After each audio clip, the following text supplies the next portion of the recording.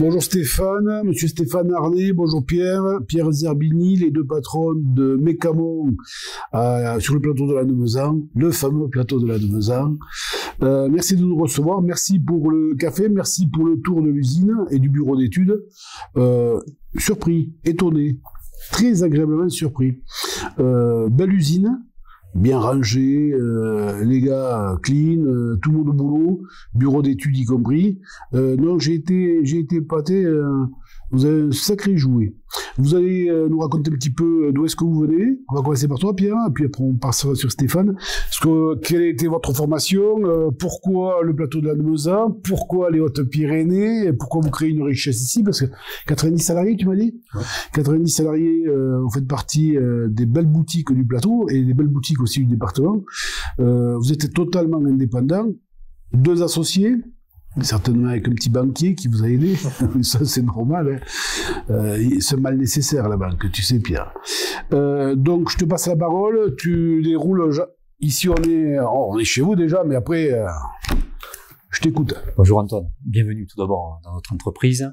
Moi j'ai un profil, j'ai fait une école de commerce, avec un diplôme aussi en expertise comptable. J'ai travaillé avec mon père pendant 12 ans dans les carrières et centrales à béton et des préfats dans les Hautes-Pyrénées. Et puis Stéphane un jour m'a parlé de son entreprise, enfin de l'entreprise Mécamon dans laquelle il travaillait, parce qu'on s'est connus une dizaine d'années auparavant. Et bien, on a étudié ensemble le challenge de reprendre l'entreprise Mécamon. Voilà. Beau challenge. Toi Stéphane? Donc moi, j'ai fait mes débuts chez Mécamon en 1999, à l'époque on était encore à Haro.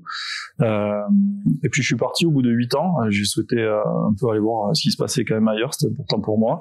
Donc j'ai découvert le monde des travaux publics, c'est là où on a fait connaissance avec Pierre. Et puis je suis revenu en 2015 ici à la Nemeuzan, parce que c'était vraiment le grand déménagement, on peut dire, sur une installation où on a donné une seconde vie, c'était l'ancien site Péchin Aluminium, où on s'est installé, on a développé vraiment l'entreprise, et avec Pierre en 2019, on a fait le choix de faire le saut et de reprendre l'entreprise. Aujourd'hui, où on est en plein développement encore. Donc vous êtes dans la méca, parce qu'on a quand même pas mal de monde qui va consulter ce film. Mais ta formation, c'est quoi, Stéphane? Donc moi, j'ai fait mes études à Tarbes, à Jean-Dupuis. J'ai fait un BTS de maintenance industrielle.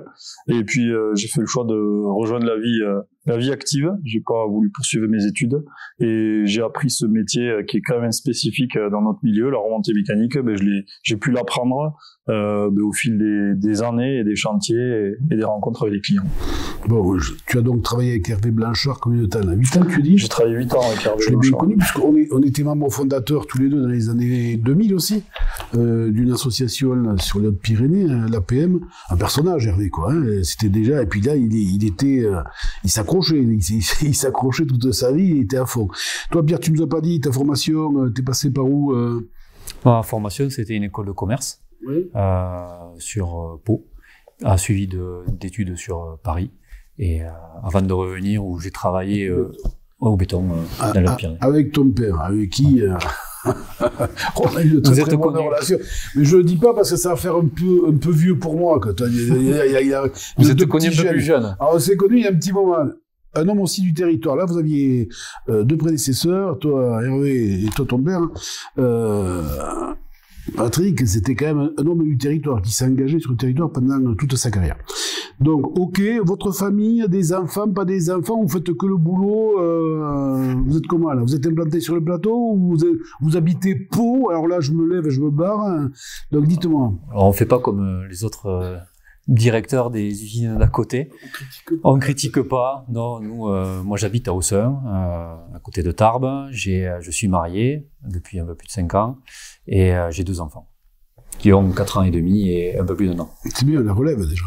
Et toi, Stéphane? Donc moi j'ai 2 enfants également et je vis en couple, donc j'ai ma fille qui a 20 ans, mon fils qui a 13 ans, donc on arrive à travailler et faire des enfants. T'as démarré beaucoup plus tôt, toi. Ouais, moi j'ai commencé un peu plus tôt. T'as déjà la relève. Moi j'ai commencé un peu plus tôt. Plus sérieux, plus sérieux, quoi. Donc moi par contre je vis pas à la Nemeuzan, mais je vis dans une vallée qui s'appelle la vallée d'Or. Ah, ça va. Donc pas très loin. C'est bon, c'est bon. Même si on est quand même attaché aussi au plateau. C'est validé, c'est validé. Bon.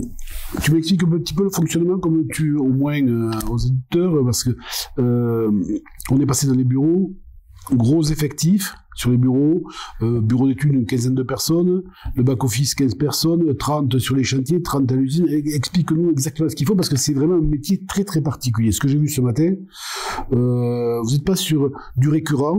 À chaque fois que vous attrapez une affaire, c'est un prototype. Donc, tu nous en dis un peu plus, et puis après on passera la parole à Stéphane.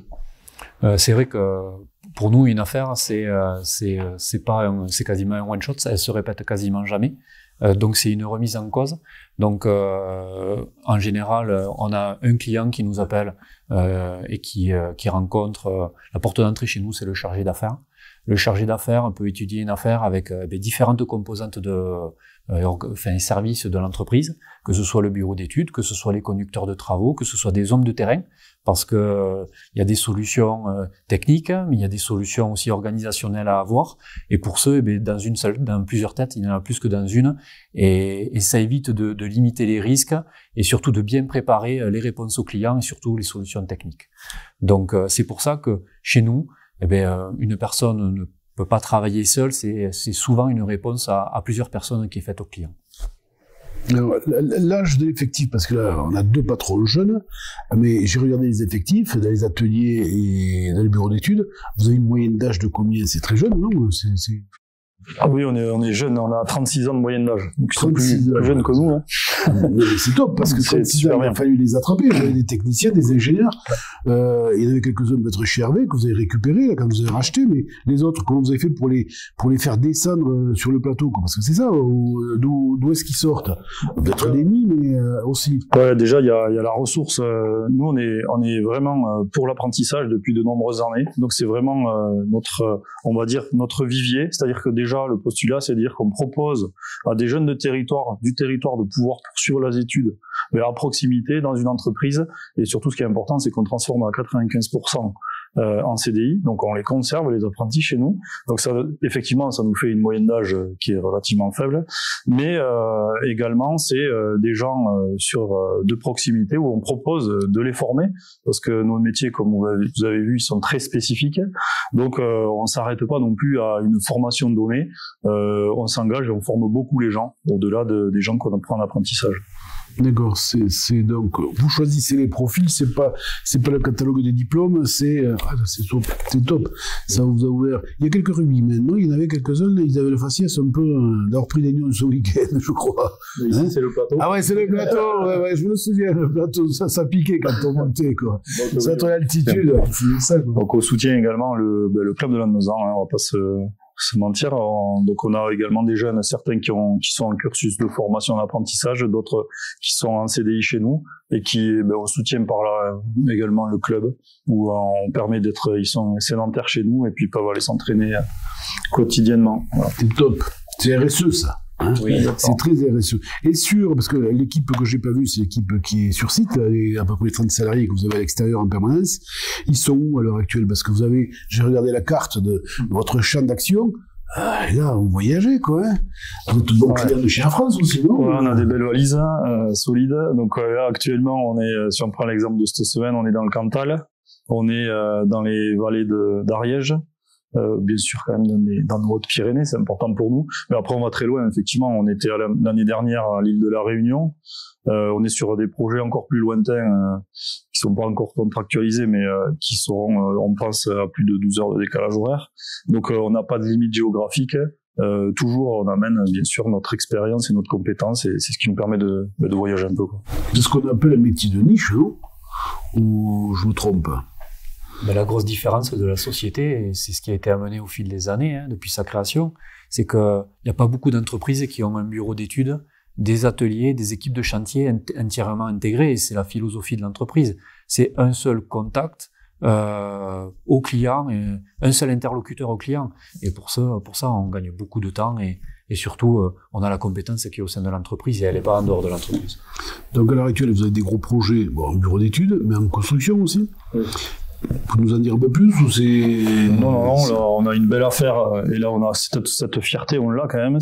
On amène les Pyrénées dans les Alpes, on peut le dire comme ça. On vient de réussir à obtenir une belle affaire en groupement d'entreprise sur la rénovation des remontées mécaniques à Chamonix, qu'on appelle le secteur des Grands Montées, à Argentière. Donc là, on est venu vraiment nous chercher sur notre compétence de téléphérique de chantier. Donc on va installer 2 téléphériques. On part de 1200 mètres d'altitude, on va arriver à 3003. Donc c'est pour reconstruire des bâtiments et également acheminer tous les matériels, les mécaniques, des nouveaux téléphériques qui permettront de monter les skieurs et les visiteurs. Donc c'est un chantier sur 3 ans. Pour que les entreprises du MEDEF puissent vous connaître, vous avez fait quoi comme ouvrage sur les Pyrénées? Ici, proche de... Derrière nous, la passerelle du Pic du Midi, c'est un peu l'emblème. On était ensemble, je te tends un peu la perche, c'est pas mal, quoi. C'était bien. Donc, passerelle du Pic du Midi, ce qu'on peut dire, c'est, pour compléter ce que disait Pierre, c'est notre triptyque, bureau d'études, atelier de fabrication et nos équipes terrain. Parce que la passerelle du Pic, pour installer un ouvrage tel que celui-là, que l'on a installé en plein mois de février 2018, dans des conditions à moins 15 degrés, bon voilà, on s'est allé d'un bout à l'autre de l'affaire, et comme me disait Pierre, avec un seul interlocuteur, Mécamon. Donc oui, et puis on a contribué quand même au développement d'un magnifique site qui est le Pic du Midi, qui est un peu le phare de notre département. Donc oui, un peu de fierté quand même, également à travers cela. Donc des prototypes, des projets, et après vous avez aussi, vous aviez un standard entretien, marché récurrent ou pas, sur des téléphériques ou autres. Vous avez une récurrence dans le chiffre d'affaires? Parce que tu nous as pas encore donné ton chiffre d'affaires, peut-être c'est secret aussi, hein, parce qu'ici, il faut que je vous dise, alors tu nous l'as, ton chiffre d'affaires, l'effectif, là. Le chiffre d'affaires, parce que nous, notre bilan comptable s'arrête au 30 avril de l'année, et on va normalement clôturer aux alentours de 11 millions d'euros cette année que l'entreprise Mécamon. Et les perspectives des années futures semblent assez semblable, voire peut-être un petit peu plus supérieur, mais on a des perspectives à 3 ans chez nous.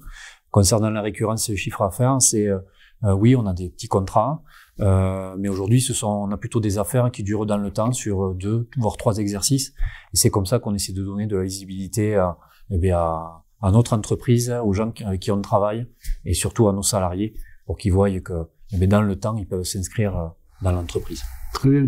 Tout à l'heure, je visitais avec toi les ateliers, avec Stéphane, et j'ai vu qu'il y avait des petites locomotives, je ne dirais pas d'où elles viennent, elles tirent des petits trains.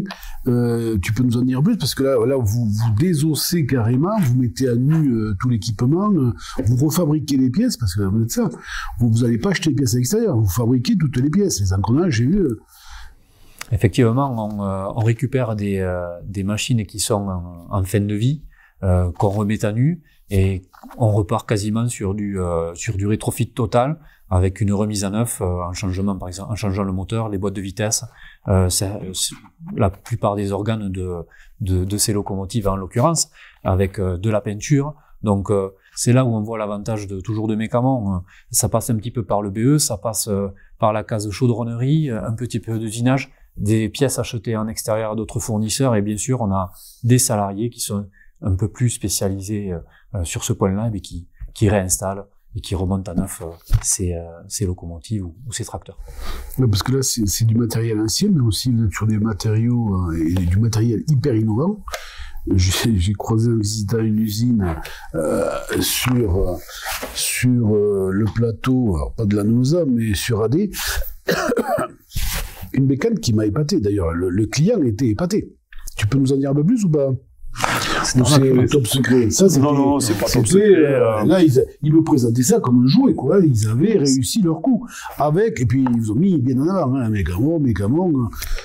Typiquement, la force, c'est, on a développé, on appelle ça chez nous des machines spéciales, qui n'existent quasiment pas dans le commerce. Et l'avantage d'avoir toujours pareil, notre bureau d'études, on l'a co-développé, vraiment avec le client. Parce qu'il a toute cette compétence, expérience dans le besoin forcément qu'il a exprimé, et on a pu concevoir la machine, on l'a bien sûr instrumentée correctement avec des technos d'aujourd'hui, et aujourd'hui c'est une réussite parce que il en est très satisfait, et nous on en est bien contents. Et il faut qu'il le fasse savoir, quoi, parce que vous pouvez la reproduire. Il fait savoir. Là, ce jour-là, je veux dire que j'étais avec le président délégué Patrick Martin du MEDEF, ça a été top, quoi. Hein. C'était pour vous une sacrée vitrine. Et je vous souhaite de continuer parce que c'était un super outil. Qu'est-ce que vous pourriez me dire un peu plus sur, parce que vous êtes un peu en retenue, les gars, il va falloir vous lâcher un peu. Qu'est-ce que vous faites pour les jeunes? comment vous faites pour les attraper là? Parce que tu me dis on les prend ici, c'est super, parce que la difficulté qu'on a partout où je vais, partout avec qui je discute, c'est comment on fait pour récupérer des productifs, de l'encadrement sur notre beau département. Vous faites comment? Vous me dites ouais, on les prend ici, on les forme, mais vous n'avez pas pris tout le monde ici? Ou si, on peut dire qu'on a quasiment tout le monde ici. Quand je dis quasiment, c'est sur le département des Hautes-Pyrénées. Un peu section paloise, on va dire, mais c'est pas bon, ça. Mais la majeure partie de notre département.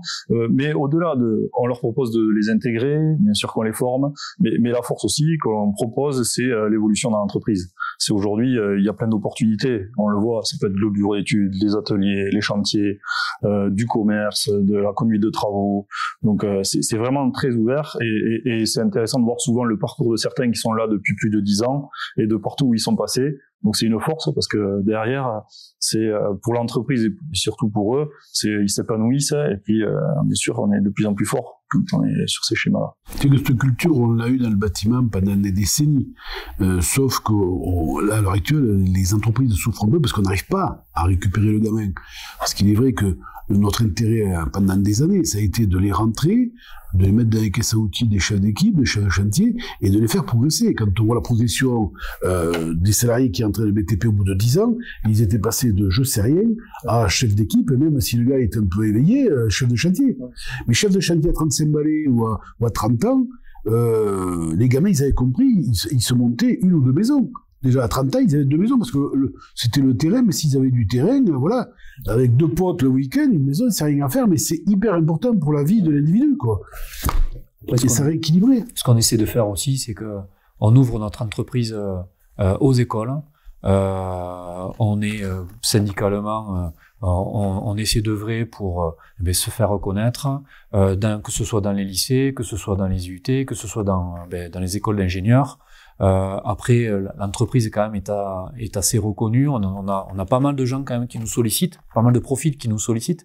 Donc, on ne peut pas dire que pour nous, l'apprentissage à l'alternance soit un grand problème. On a plutôt pas mal de candidatures, même si on essaie d'œuvrer au quotidien pour les attirer. Nous, la difficulté que l'on va avoir, ça va être de les conserver le plus longtemps possible au sein de la structure, parce que autour de nous, on travaille pour des clients, bien sûr, ils montent en compétences, et bien sûr qu'un jour, ils sont appelés par le client, et ça arrive. Alors, mais c'est le jeu de la vie.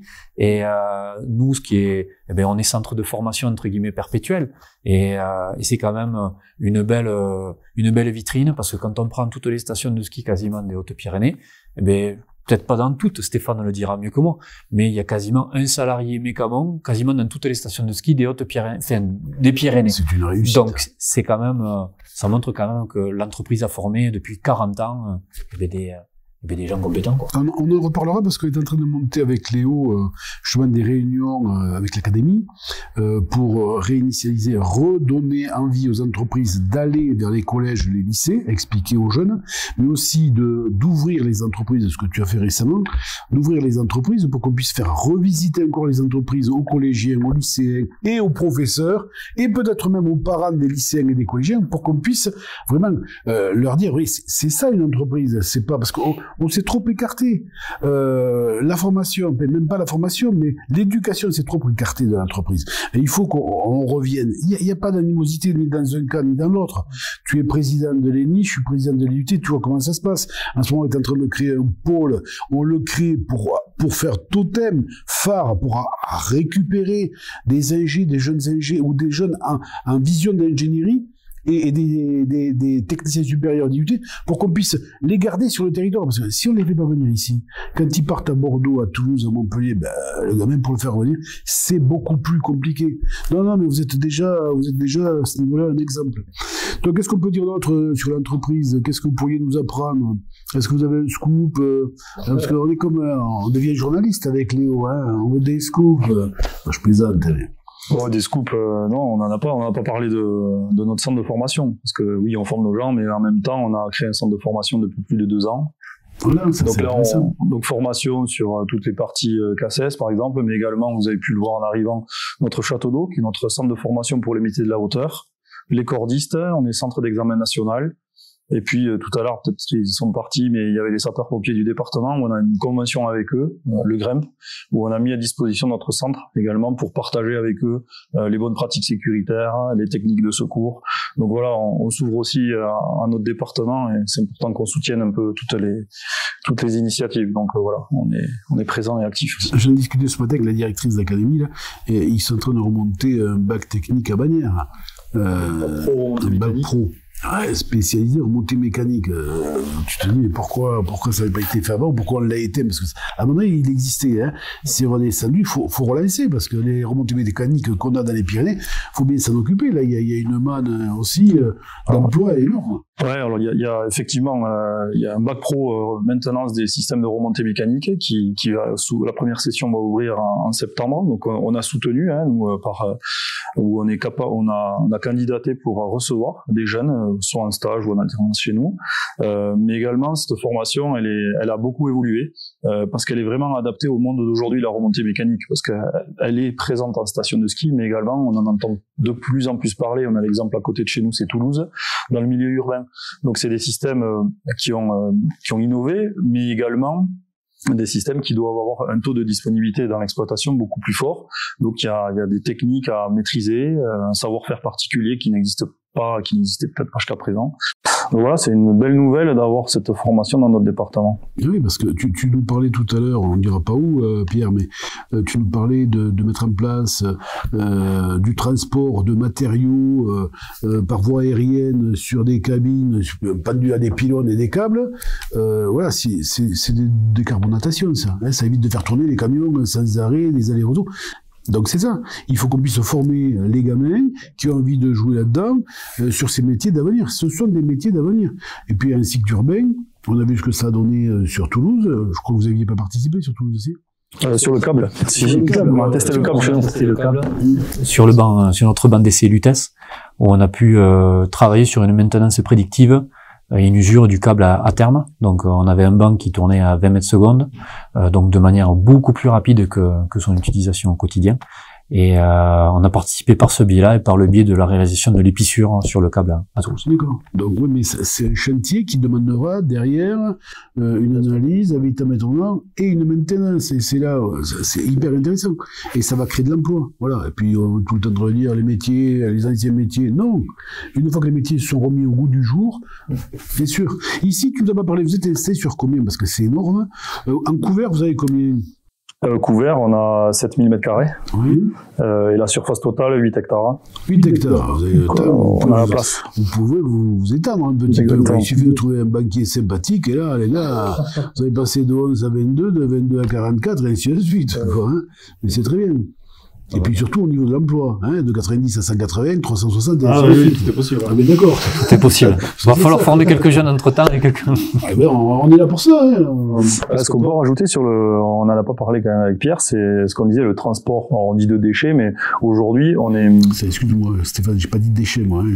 J'ai parlé de transport j'ai pas voulu dévoiler...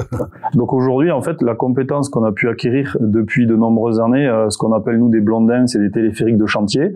Le premier qu'on avait installé, c'était en 1997, dans le cadre de la rénovation du Pic du Midi. Et depuis, on a quand même une belle expérience. Et aujourd'hui, on est capable de proposer cette solution en installation fixe chez pas mal de clients. Donc, on devient en fait constructeur de l'installation, où on est en train de développer une machinerie spécifique. Et on a 2 projets qui commencent à avancer correctement, mais on peut pas encore en parler. Mais on est aussi, notre entreprise sait prendre le cap des transports propres et de décarboner au maximum. C'est dans l'air du temps. C'est ce genre de mode de transport alternatif où on diminue des camions sur les routes, on diminue aussi bien sûr la pollution et la sécurité également. Donc on est en train de prendre ce virage et on a commencé en milieu urbain, c'était il y a 2 ans à Clichy-la-Garenne sur un gros chantier où on transportait 1800 tonnes de terre par jour. Donc voilà, on a pu aussi retransposer cette solution en milieu urbain, donc on a aussi l'expérience. Oui, parce que c'est du transport propre. Bon, par contre, après, sur vos projets, là, ce qui est certain, c'est qu'une fois que vous aurez planté ça dans l'entreprise, vous perdrez encore un ou 2 salariés parce que ne sera pas faire qui vous piquera la compétence, c'est évident. Est-ce que vous avez d'autres sujets à aborder?